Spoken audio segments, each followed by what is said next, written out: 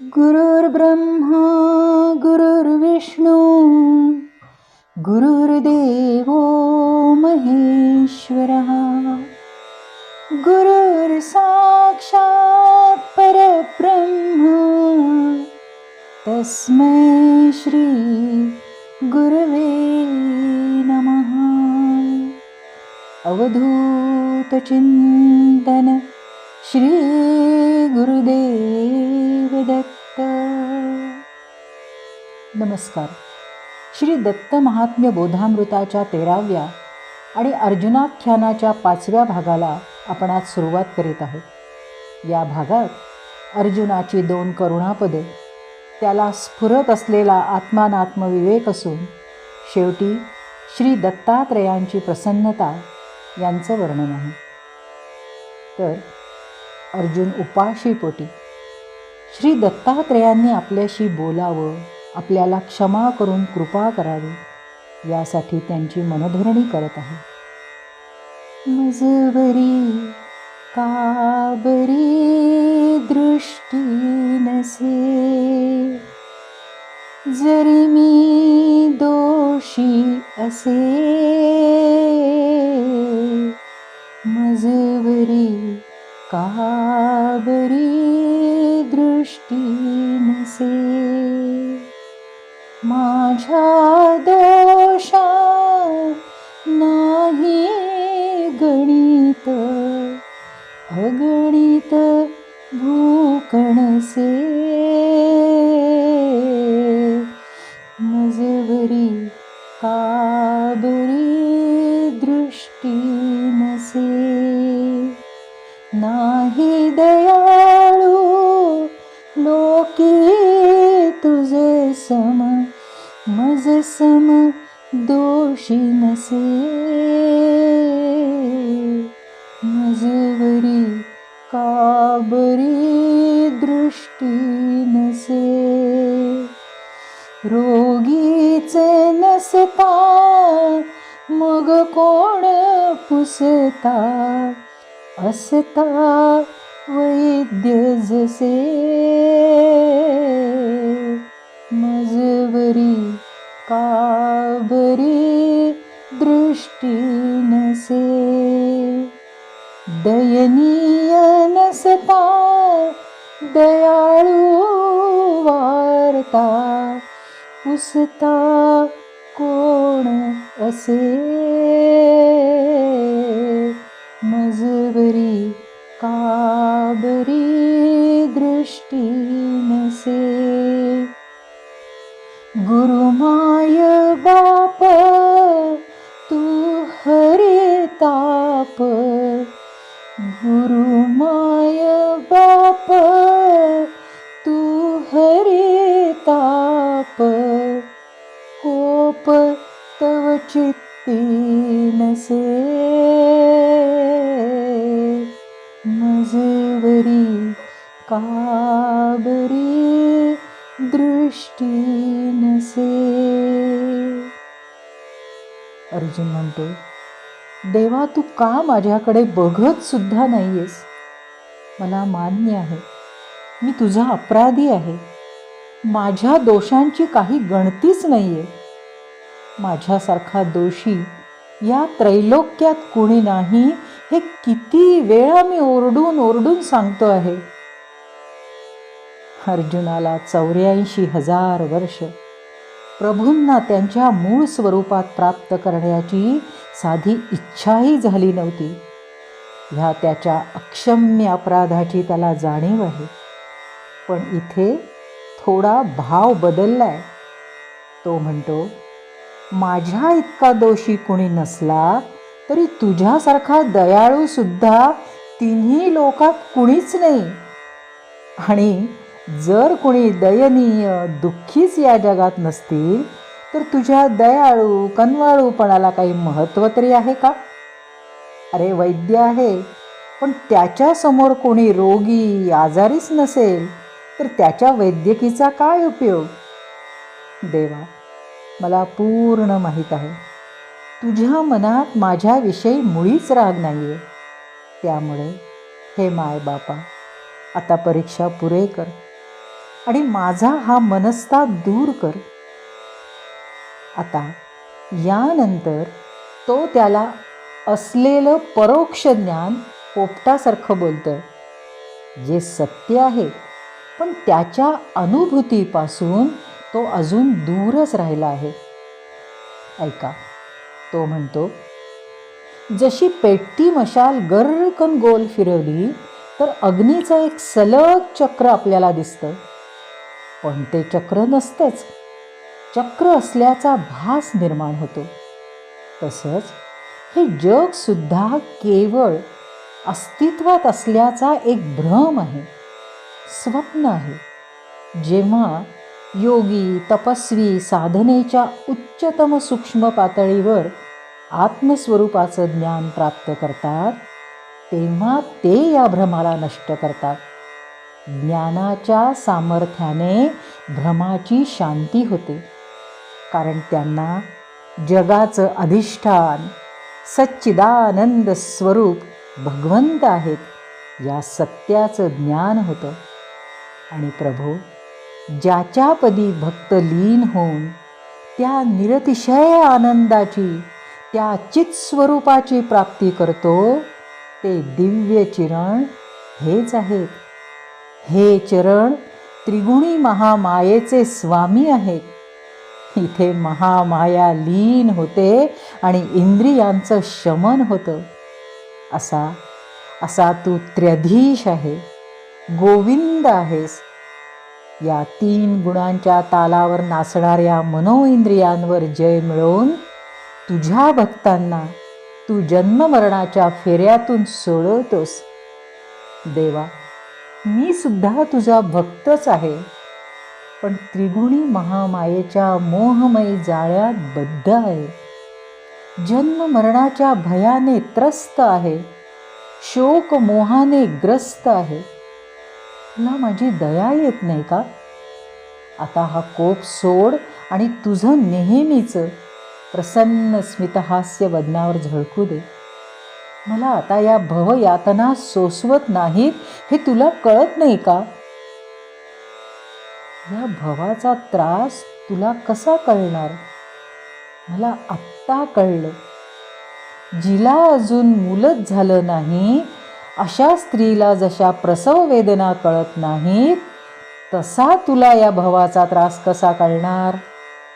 तू तर सर्वज्ञ, नित्यमुक्त, जन्ममरणाच्या भयापासून परे, शोक मोह मायापासून अलिप्त असा सदा पूर्णानंद आहेस. गर्भश्रीमंताला दुष्काळाचं दुःख कसं कळणार? तसा तू शिव आहेस, अनंत आहेस, या भवापासून परे आहेस. त्या तुला भववेदना कशा बरे समजाव्यात? पण जरी तुला प्रपंचाचा अनुभव नसला तरी तू साक्षी भावात हे जीव भवव्यथित होताना पाहतोसच ना. सूर्य ही तुझे 2 डोळे आहेत. असा तू तुझे डोळे झाकूच कसा शकतोस? आणि तू मला जाणत नाहीस की काय? का माझी उपेक्षा करतोयस? जसं वस्त्र धाग्यानं भरलेलं असतं, तसंच या जगात तू पूर्ण भरून आहेस. तुझ्याशिवाय या जगात काहीच नाही. अरे, हे ब्रह्मांडच तुझ्या उदरात फिरत आहे. अशा तुझ्या मनात काय चाललंय हे जिथं ब्रह्माला सुद्धा कळत नाही, तिथे माझ्यासारख्या तुच्छ पामराला कसं कळणार?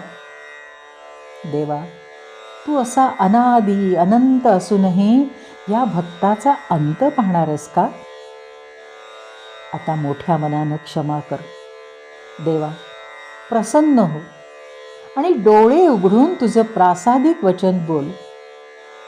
देवा, क्षुद्र विषय सुखाच्या मोहात पडून संसार रूपी बिळात उंदरासारखा शिरलो आणि आता काळ सर्प मला कधीही डंख मारील.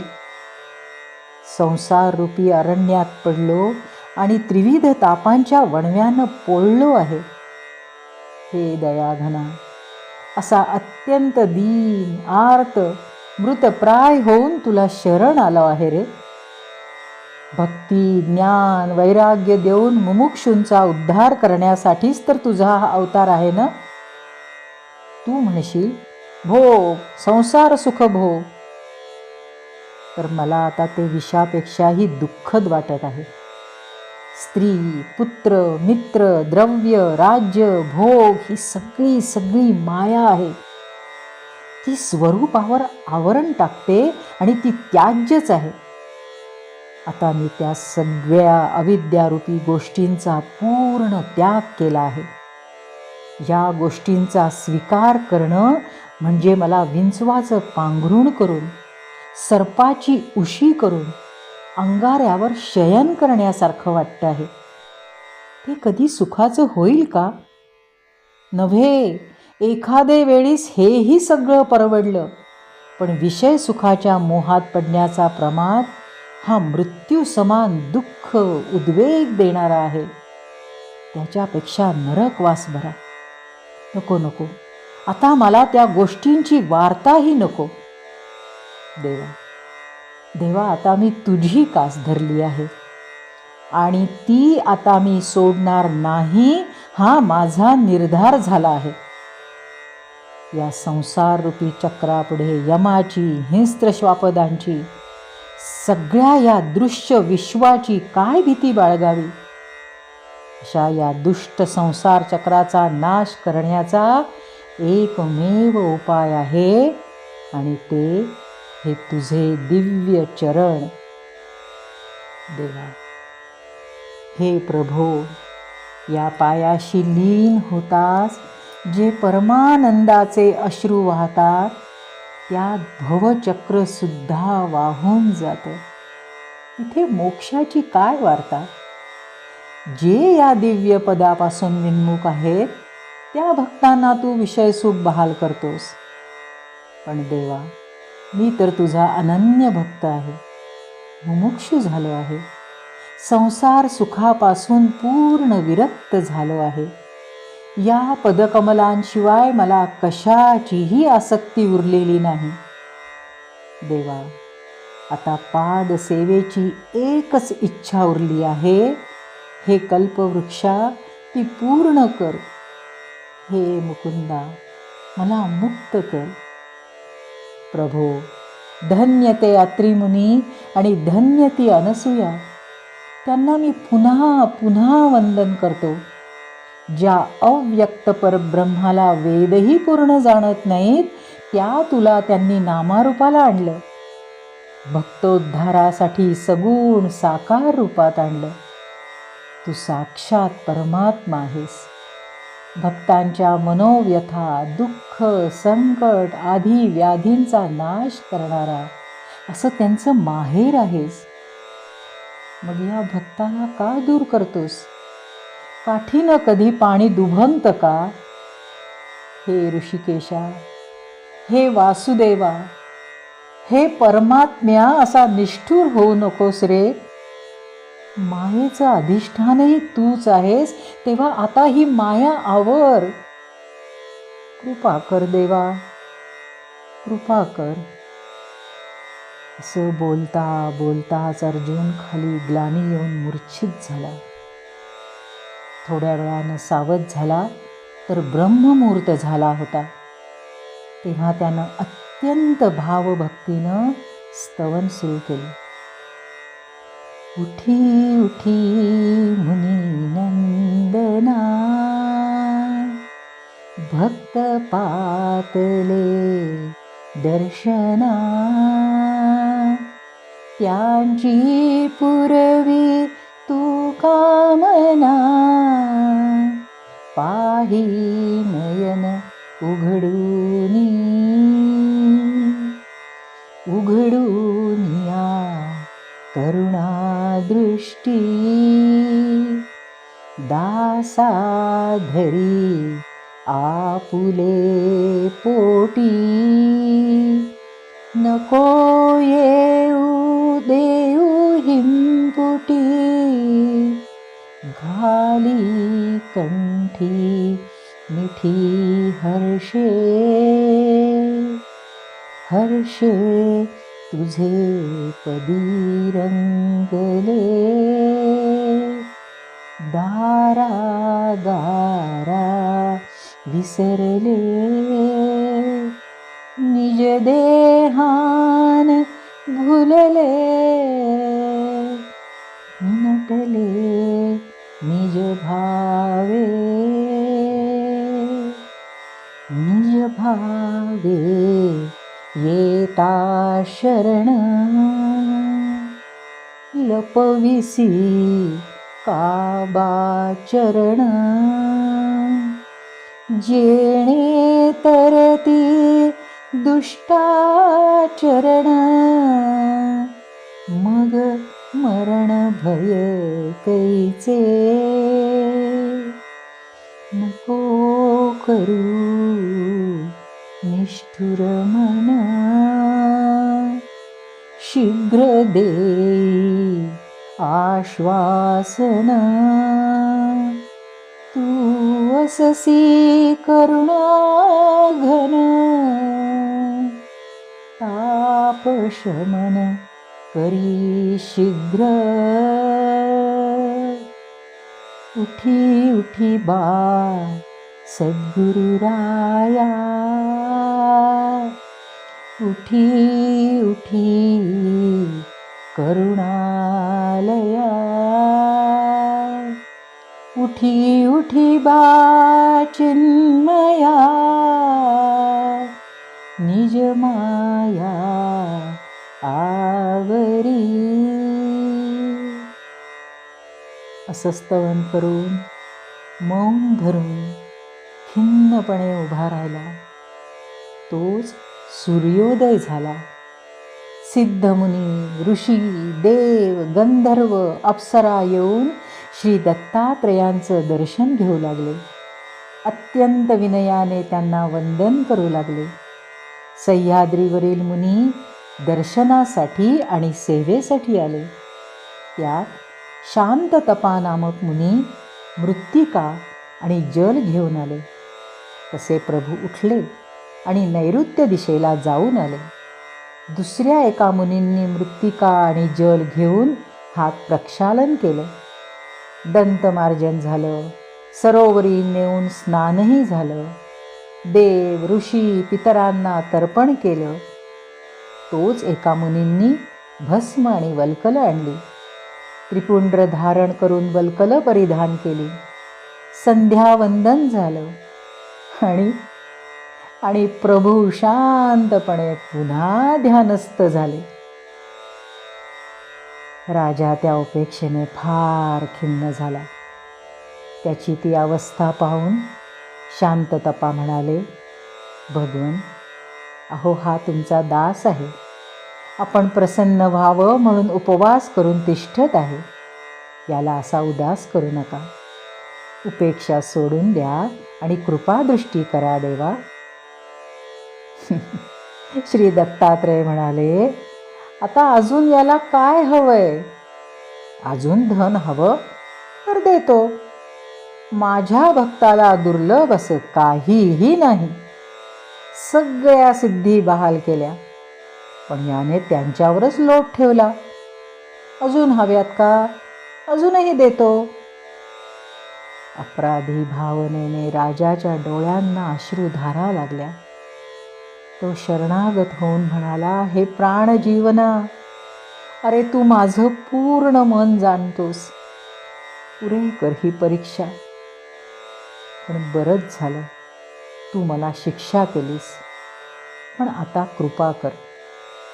तहानलेल्याला पाणी, भुकेल्याला अन्न, दरिद्री माणसाला धन द्यावं आणि आर्ताचं रक्षण करावं. ज्याला जे योग्य आहे तेच द्यावं. आपण सर्वज्ञ आहात. माझ्या अंतरीचं जाणता. देवा, मला आता काही नको. मला फक्त ज्ञान दीक्षा द्या आणि मला जीवनमुक्त करा. अर्जुनाने भगवंतांकडे ज्ञानप्राप्तीचा क्रम तथा योग्य मार्ग मिळावा म्हणून ज्ञानदीक्षा मागितली आहे.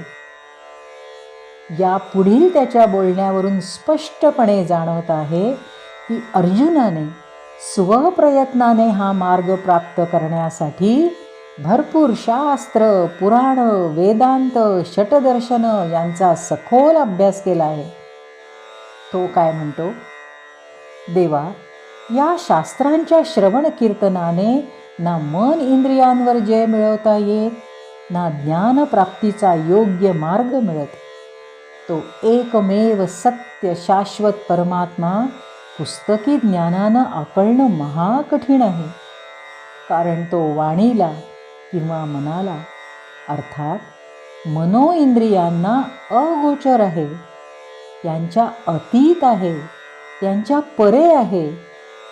त्यातच ही वेगवेगळी शास्त्र, वेगवेगळी दर्शनं, वेगवेगळी मतं मांडतात. त्यामुळे मुमुक्षू भक्त अधिकच भ्रमित होतो. कुणी म्हणतं ईश्वर एकमेव सत्य, बाकी सर्व जग मिथ्या. कुणी म्हणतं जे दिसतं, व्यवहार करतं ते जग मिथ्या कसं असेल. कुणी द्वैताचा पुरस्कार करतात तर कुणी अद्वैताचा. कुणी कर्मयोगाची कास धरतात, कुणी ज्ञानयोगाची, तर कुणी सिद्ध महायोगाची. प्रत्येक जण आपापला पक्ष सिद्ध करतात. त्यासाठी वेदांचा, श्रुतींचा आधार घेतात. देवा, या सगळ्याने माझी बुद्धी भ्रमित झाली आहे.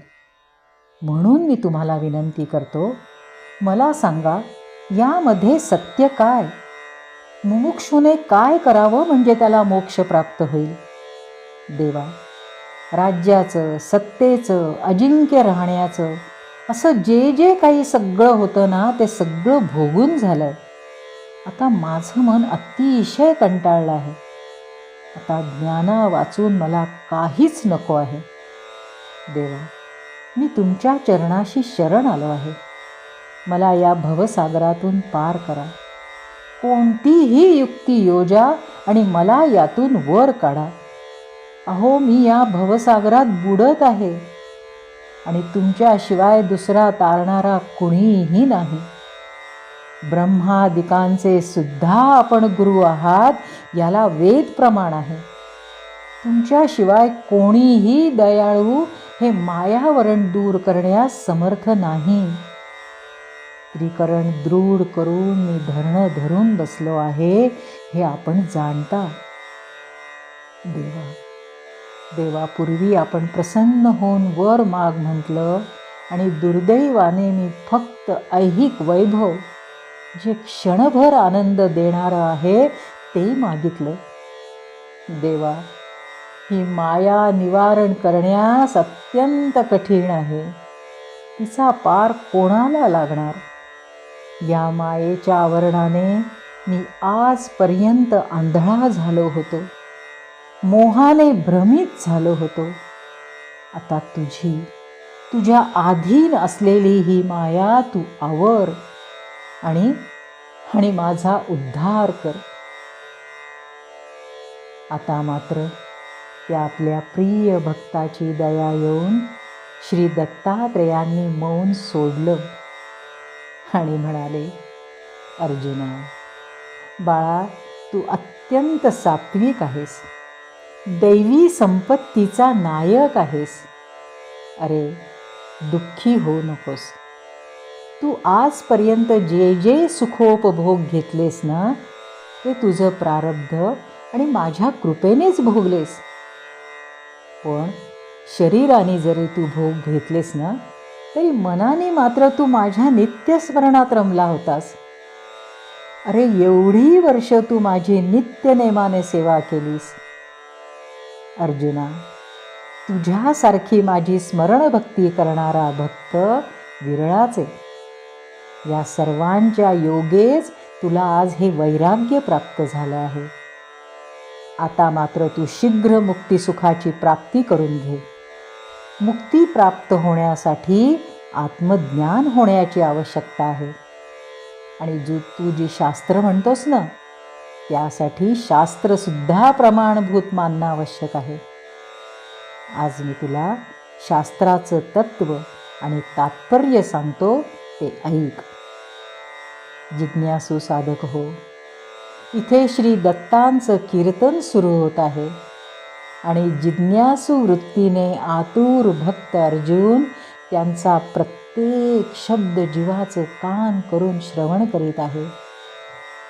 जोपर्यंत त्याचं मन विषादाने आणि सात्विक वैराग्याने पश्चातापाने भरून आलं नाही, तोपर्यंत श्री दत्तात्रेयांनी या भक्ताला 84,000 वर्ष उपदेश केलेला नाही आणि ते तो आत्ता करीत आहे. यालाच भक्ताची कर्मसांध्य दशा म्हणतात. हा प्रारब्ध कर्म संपत येण्याचा आणि अध्यात्म कर्म सुरू होण्याचा संधिकाळ आहे. या अवस्थेत अर्जुन जो उपदेश ग्रहण करील त्यातला प्रत्येक शब्द, त्या शब्दाचा खोलवर संस्कार त्याच्या चित्तभूमीवर खोल रुजेलही आणि त्याच्या आचरणातही उतरेल. हाच गीतेतला विषाद योग आहे. श्री दत्तप्रभू म्हणतात, अर्जुना ऐक, शास्त्रांचं एकच तत्व आहे की अत्यंत विवेकपूर्ण विचाराने कधीही द्वैत पाहू नये. अर्थात सृष्टीच्या कणाकणात चराचरात तोच भरलेला असल्याने सगळ्यांमध्ये त्यालाच पाहावं. सर्वाभूती परमेश्वरच भरलेला असेल तर द्वैत कुठलं? अर्जुना, सर्व शास्त्रांचं तात्पर्यही हेच आहे आणि तेच मी तुला आता कथारूपानं सांगणार आहे. भक्त हो, कथा कुणाला आवडत नाहीत. कीर्तनात, कथांमध्ये उपदेश असतो जो आम्हा सर्वसामान्यांना चटकन उमजतो आणि रुचतोही. श्री दत्तात्रेय इथे इंद्र आणि गुरु यांच्यातला संवाद सांगत आहेत. अर्जुना ऐक, एकदा स्वर्गीचा राजा इंद्र गुरुदर्शनासाठी आला. दुरूनच गुरूंना पाहताच रथातून उतरून पायी चालत आला आणि त्याने भक्तिभावाने परम आदराने गुरूंना वंदन केलं. गुरूंनी त्याला आशीर्वाद देऊन बसण्यास सांगितलं. तो बसून सर्व शिष्यांचं अवलोकन करू लागला. सगळे शिष्य शास्त्रांचा झटून अभ्यास करण्यात रमले होते. कुणी चार्वाक मुनींचं लौकायत अभ्यासत होते, तर कुणी कामशास्त्राचा अभ्यास करीत होते. काही शिल्पशास्त्राचा अभ्यास करत होते, ज्यात हस्तकला कुसरीचं ज्ञान होतं, तर कुणी सौगत शास्त्र पढत होतं. काही जण न्यायशास्त्राचा अभ्यास करीत होते. अशा प्रकारे षटशास्त्रांवर आधारित षटदर्शनांचा अभ्यास तिथे सुरू होता. ते सर्व पाहून ऐकून अस्वस्थ झालेला इंद्र म्हणाला, गुरुवर, हे काय चाललंय? अहो, ज्या शास्त्रांच्या पठणानं जीव बंधनमुक्त होणं दूरच, उलट बंधनात जखडला जाऊ शकतो, अशी शास्त्र आपण कशी काय शिकवित आहात? जन्माला येताच पूर्वसंस्कारानुसार विषय वासना जागृत होतात आणि त्यात कामशास्त्रासारख्या शास्त्रांचा अभ्यास केला तर मग झालंच, ते ज्ञान त्याला ठार नरकातच बुडवेल. आधीच उल्हास, त्यात फाल्गुन मास.